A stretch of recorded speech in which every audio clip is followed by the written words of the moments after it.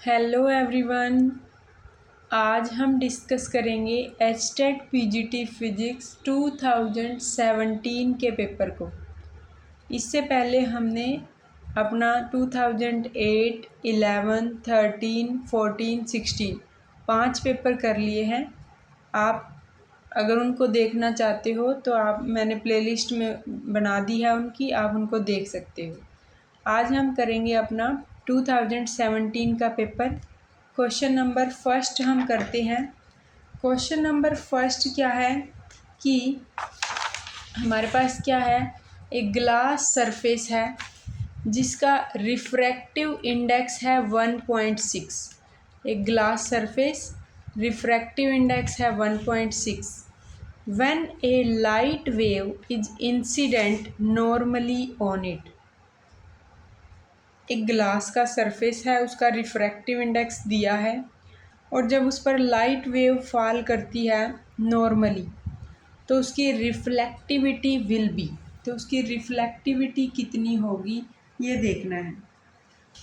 जो फॉर्मूला होता है रिफ्लेक्टिविटी निकालने का वो होता है R is equal to N1 minus N2 divide by N1 plus N2 का स्क्वायर। ये है reflectivity. N1 minus N2, N1 plus N2 का स्क्वायर। और ग्लास जो है वो सराउंडेड है बाय एयर से, तो N1 जो है वो एयर है और जिसका रिफ्रैक्टिव इंडेक्स 1 है। N2 जो है वो ग्लास है यानी फिर कोई मीडियम होता है जिसका रिफ्रैक्टिव इंडेक्स है गिवन है 1.6। वैल्यू पुट करेंगे N1 1 minus 1.6 divide by 1 plus 1.6 और उसका स्क्वायर। सॉल्यूशन करने के बाद 0.053 और जब परसेंटेज में निकालेंगे तो आ जाएगा 5.32%।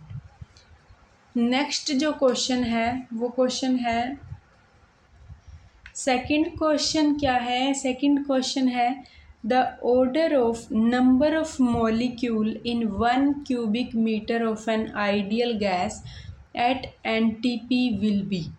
ऑर्डर देखना है किसका, नंबर ऑफ मॉलिक्यूल का। ऑर्डर बताना है नंबर ऑफ मॉलिक्यूल का किस में है, in 1 cubic metre of ideal gas at NTP will be. तो देखो ऑर्डर क्या होगा, नंबर ऑफ मॉलिक्यूल का, वॉल्यूम भी दे दिया है और आइडियल गैस का एट एनटीपी पर, नॉर्मल टेम्परेचर प्रेशर पर। तो जो नॉर्मल टेम्परेचर प्रेशर होता है ना एनटीपी, एक होता है एसटीपी, एक होता है एनटीपी। पहले आप ये देख लो क्या होता है। Normal temperature pressure NTP, STP होता है standard temperature and pressure. Standard temperature होता है 0 डिग्री सेल्सियस और जो प्रेशर है वो होता है 1 एटमॉस्फेयर जिसकी वैल्यू होती है 1.013 इंटू 10⁵ पास्कल। और जो नॉर्मल टेम्परेचर प्रेशर होता है, प्रेशर तो सेम रहता है 1 एटमॉस्फेयर, लेकिन जो टेम्परेचर होता है वो होता है 20 डिग्री सेल्सियस, नॉर्मल रेंज हम जो लेते हैं। अब देखो eight normal temperature pressure P जो होता है वो कितना होता है 1.01, मतलब 1 एटमॉस्फेयर जो कि 1.013 इंटू 10⁵ न्यूटन पर मीटर होता है। जो प्रेशर है ये मीटर स्क्वायर आएगा भाई, यहाँ पर गलती से लिख दिया, न्यूटन मीटर स्क्वायर। और क्या होता है 1 एटमॉस्फेयर भी बोल देते हैं या फिर क्या बोलते हैं 0.76 mm of mercury, 0.76 mm of mercury और 1 एटमॉस्फेयर।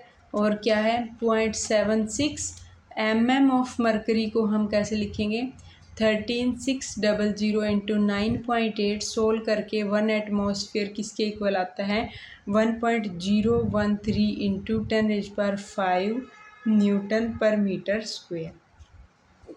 वॉल्यूम हमें कितना दिया हुआ है, वॉल्यूम दिया है हमें क्यूबिक सेंटीमीटर दिया हुआ है ना, क्यूबिक सेंटीमीटर दिया है कि मीटर दिया है, क्यूबिक मीटर है, तो क्यूबिक मीटर है तो जो वॉल्यूम है वो कितना है मीटर क्यूब है। और आर जो है गैस कांस्टेंट उसकी वैल्यू हमें पता है 8.314 जूल पर केल्विन मोल। नॉर्मल टेम्परेचर है 20 डिग्री सेल्सियस, केल्विन में कन्वर्ट करेंगे 20 + 273 293 केल्विन। और पीवी क्या होता है nRT। एन क्या है नंबर ऑफ, कितने नंबर ऑफ मोल्स हैं।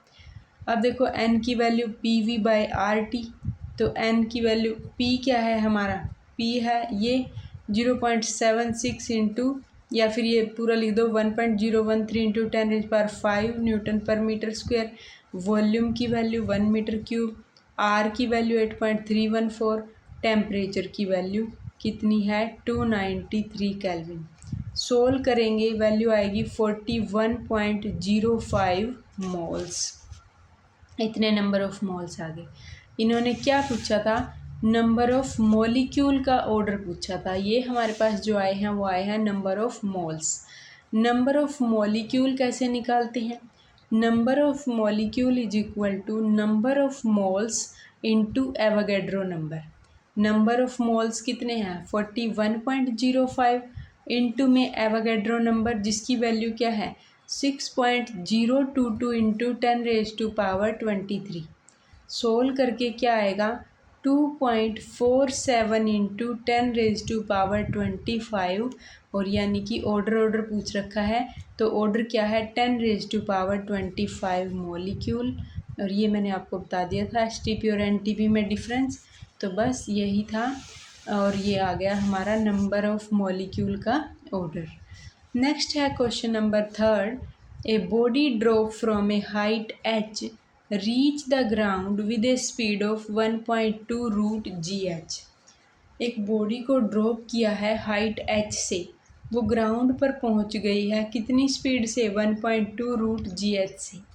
The work done by air friction is, तो जो वर्क डन लगेगा एयर के फ्रिक्शन की वजह से वो कितना वर्क डन होगा। बॉडी को हाइट h से ड्रॉप कर दिया है, वो ग्राउंड पर रीच कर गई है, स्पीड दे दी है 1.2 रूट GH। वर्क डन निकालना है इन एयर फ्रिक्शन का। तो देखो वर्क डन निकालेंगे। सबसे पहले देखो आप, हमें क्या है इनिशियल एनर्जी, देखो आप क्या दिया, वेलोसिटी लिख लो आप 1.2 रूट GH। स्पीड जो है वो दे रखी है 1.2 रूट GH। इनिशियल हमें एनर्जी वर्क डन निकालना है ना, पहले हम इनिशियल एनर्जी निकालते हैं। जब वो बॉडी ऊपर थी, टॉप पर थी, जब तक वो नीचे नहीं आई थी तो बॉडी स्टार्टिंग में रेस्ट पर थी, तो इनिशियल वेलोसिटी उसकी 0 थी।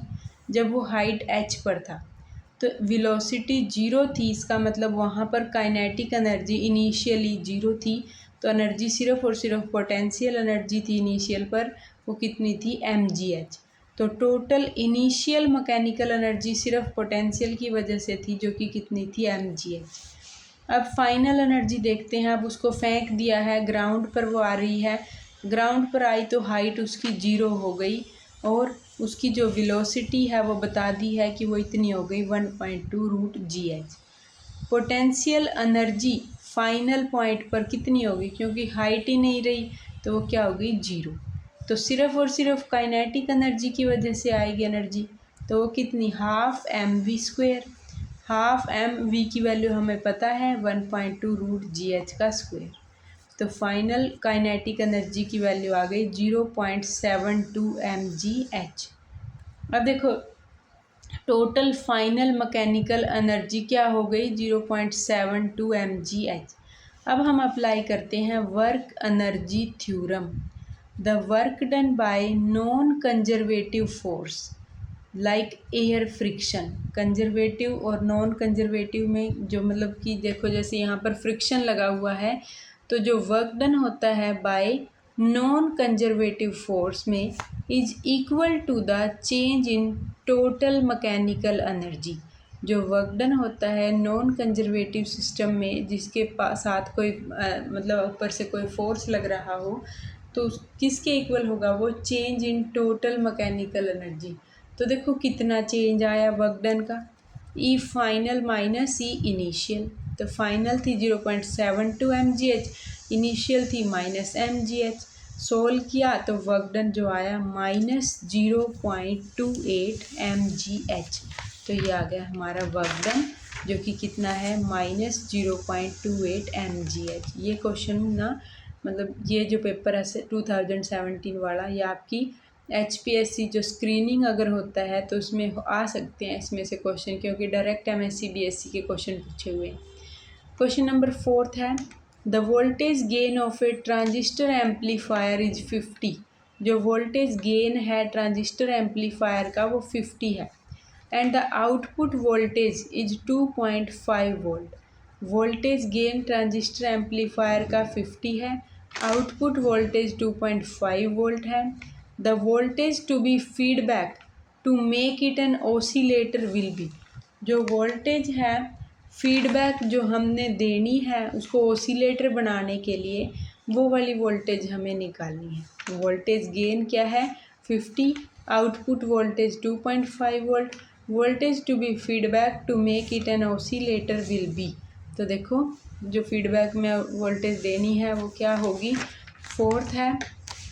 तो फोर्थ में हमें जो वोल्टेज गेन दे रखा है वो कितना दे रखा है 50, और आउटपुट वोल्टेज कितनी दे रखी है 25 वोल्ट। वोल्टेज गेन का क्या फॉर्मूला होता है, we output by we input. इससे हमें वी इनपुट मिल जाएगी, 25 आउटपुट है, वी इनपुट निकालनी है, 50 हमारा वोल्टेज गेन है। तो V input is equal to 25/50 1/2 is equal to 0.5 volt. Next है मेरा क्वेश्चन 95 नंबर क्वेश्चन। 95 क्वेश्चन क्या है, range of second brilliant zone is. तो इसके लिए थोड़ी सी ब्रिलियन जोन की नॉलेज होना ज़रूरी है, जो हमारा MSc में और BSc में कोई छोटा सा टॉपिक है सॉलिड स्टेट फिजिक्स में। Range of second brilliant zone, क्या रेंज होती है सेकंड ब्रिलियन जोन की। तो देखो जो फर्स्ट ब्रिलियन जोन होता है ना उसकी वैल्यू होती है -π/a टू π/a। मान लो ये -π/a है, ये π/a है, ये π/a है, ये -π/a है। ये वाला जो रीजन है ये हमारा है फर्स्ट ब्रिलियन जोन। तो जो रेंज होगी फर्स्ट ब्रिलियन जोन की वो तो होती है -π/a टू π/a। पूछा क्या है, रेंज पूछी है हमें किसकी, सेकंड ब्रिलियन जोन की।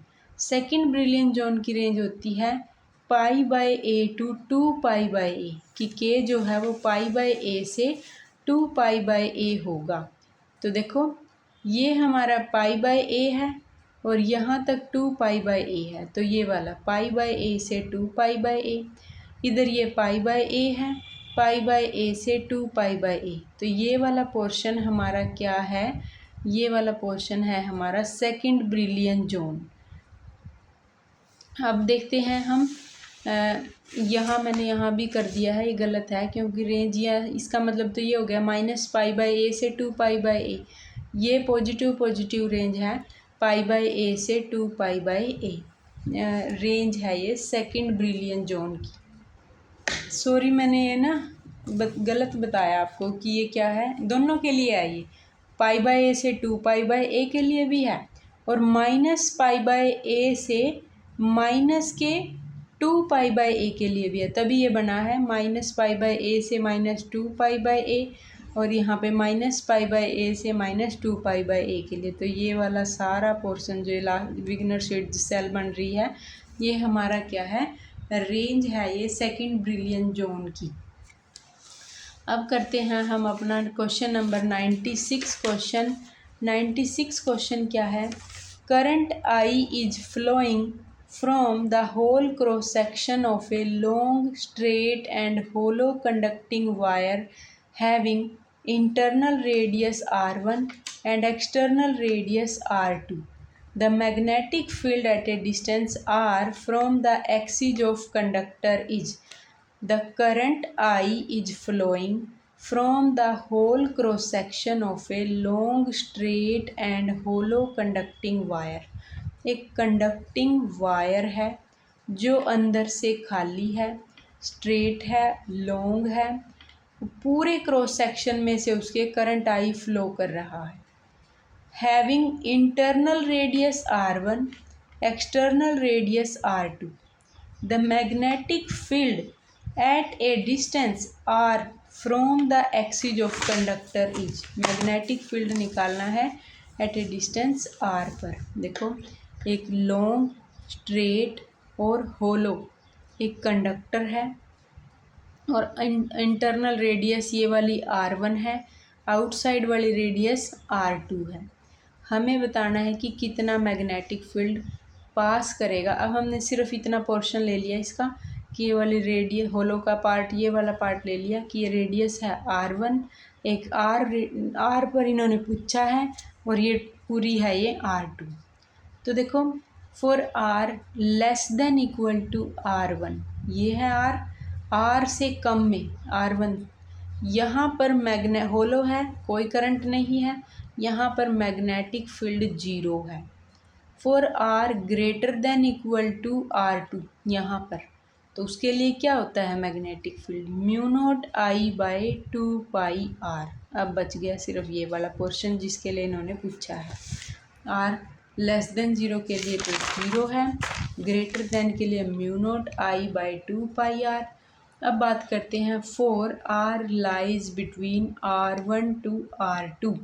तो देखो क्या फॉर्मूला होता है, b इंटू में D L is equal to mu nought I1, मान लो उसके अंदर I1 करंट फ्लो कर रहा है, b इंटू में डी एल सर्कुलर फॉर्म में है तो 2 पाई r इसका सरकमफिरेंस, म्यू नॉट I1 कैसे निकाला, I1 जो है वो देखो वो उसकी वैल्यू है I into R square minus r1 square by r2 square minus r1 square. अभी बताते हैं देखो कैसे किया। फिर b अगर निकालोगे तो b अगर निकाला तो इधर आएगा mu nought I by 2 pi r।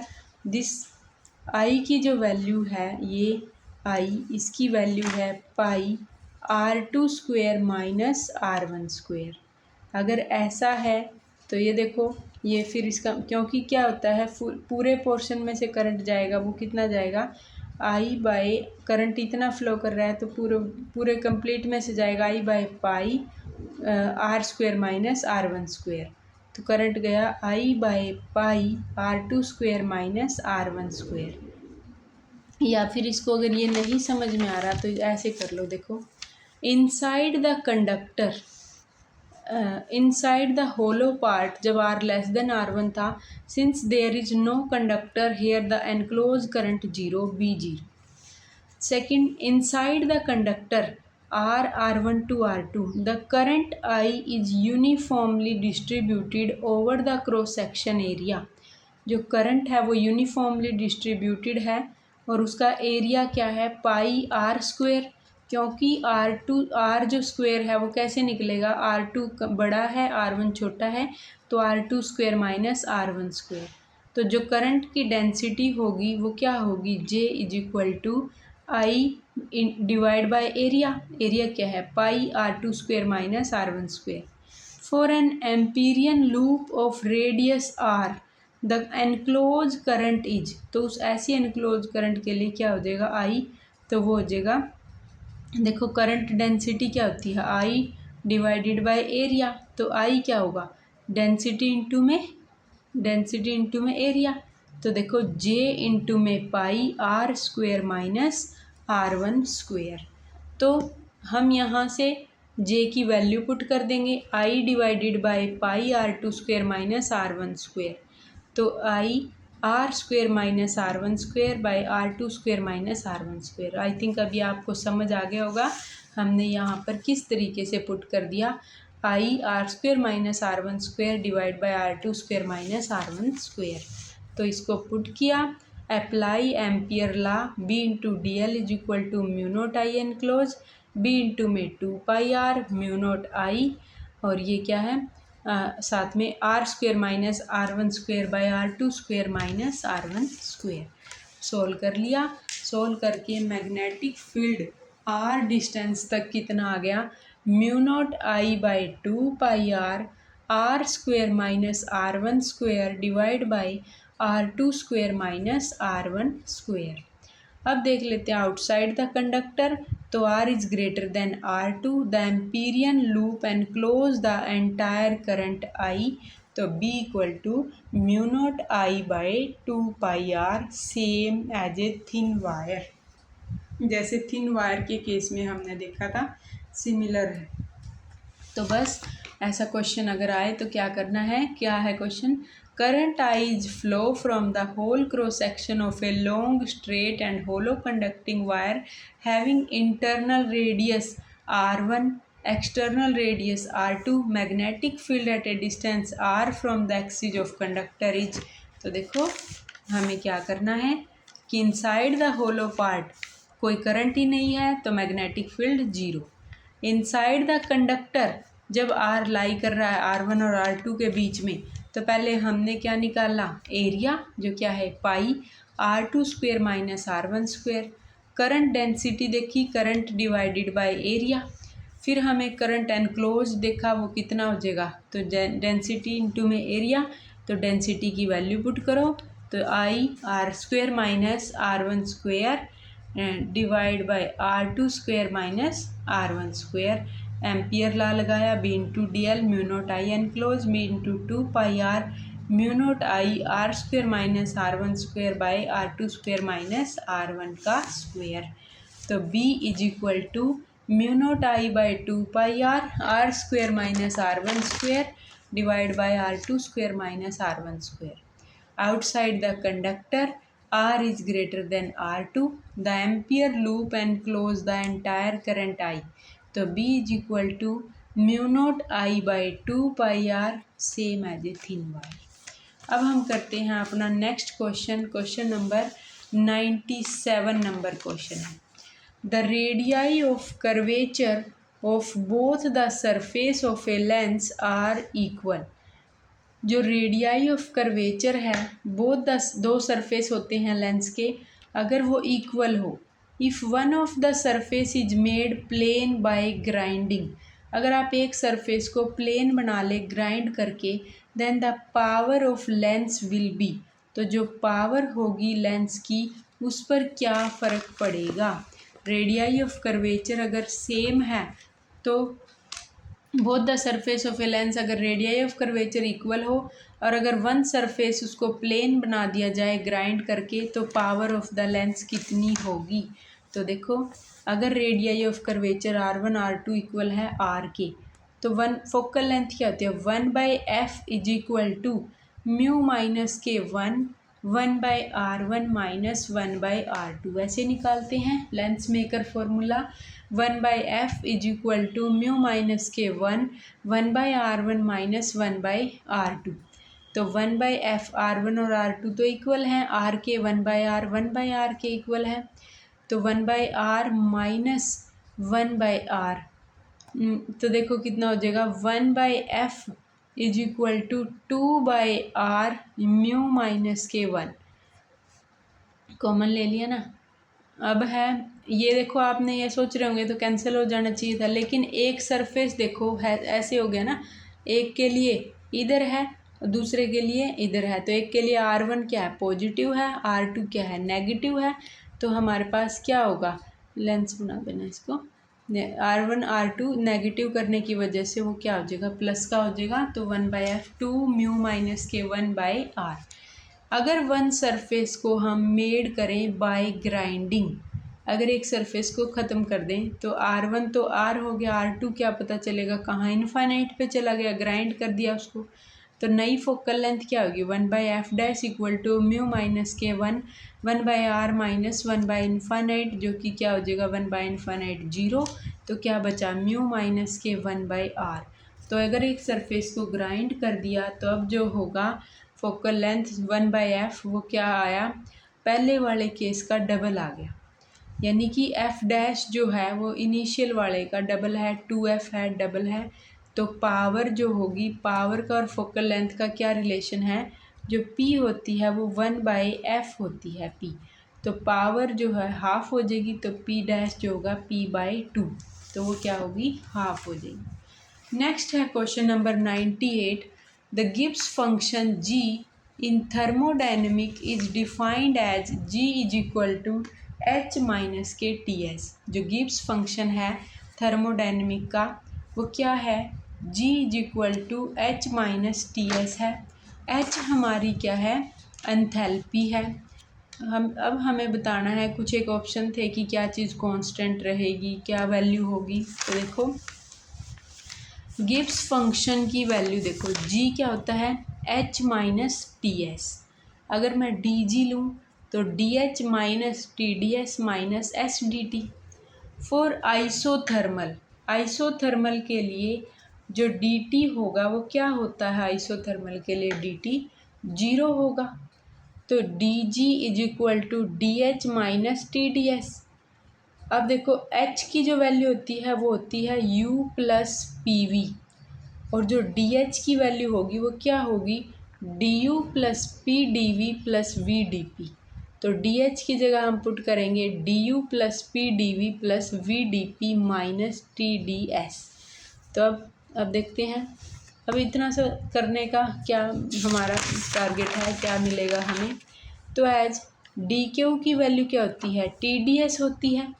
एक रिलेशन हमने पढ़ा है, D Q is equal to D U plus D W, और डी क्यू को टी डी एस भी लिखते हैं। तो डी डब्ल्यू को हम लिखते हैं पी डी वी। ये सब आया फर्स्ट लॉ से थर्मोडायनेमिक के। तो अब हमें क्या पता चला इन सब से कि डी जी की जो वैल्यू आई वो क्या आई, पी डी वी। अभी देख लो आप यहाँ से भी, ये देखो हमारे पास रिलेशन आ गया। हम सारी वैल्यू पुट कर देंगे, D U plus P D V की भी, V D P T D S सब कुछ, टी डी एस की भी डी क्यू हम पुट करके हमें ये बचेगा कितना, कि जो डी जी की वैल्यू है, डी जी की वैल्यू हमारे पास बची वी डी पी, बाकी कैंसिल हो गया सब कुछ, V D P. For isobaric process, अगर आइसोबार हो तो प्रेशर कांस्टेंट यानी डीपी क्या होगा, जीरो। तो डीजी क्या होगा, जीरो। तो देयरफॉर जी भी क्या हो जाएगा, कांस्टेंट। तो at constant temperature and constant pressure, तो जो गिब्स फंक्शन है वो भी क्या होगा, constant. At constant temperature and pressure Gibbs function is constant.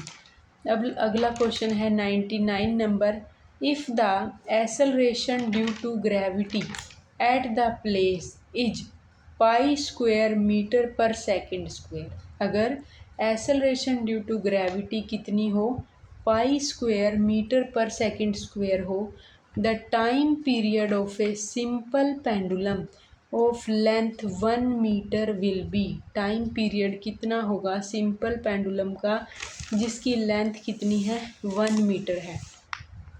तो देखो 99 number question, G is equal to क्या दे रखी है, pi square metre per second square, और जो लेंथ है वो देखो लेंथ दे रखी है 1 मीटर की, लेंथ है 1 मीटर। टाइम पीरियड का क्या फॉर्मूला होता है, 2 पाई रूट एल बाई जी। तो 2 पाई एल है 1 मीटर, जी है pi square, 2 pi into 1 by pi यानी कि 2 सेकेंड। टाइम पीरियड है 2 सेकेंड। अगला क्वेश्चन है, in an irreversible process there is a loss of heat. तो बस सिंपल ये तो डायरेक्ट ही था कि इरिवर्सिबल प्रोसेस में हमारे पास हीट का लॉस होता है। तो ये हमने 10 क्वेश्चन कर लिए। नेक्स्ट वीडियो में हम अपने अगले क्वेश्चन करेंगे। Thank you.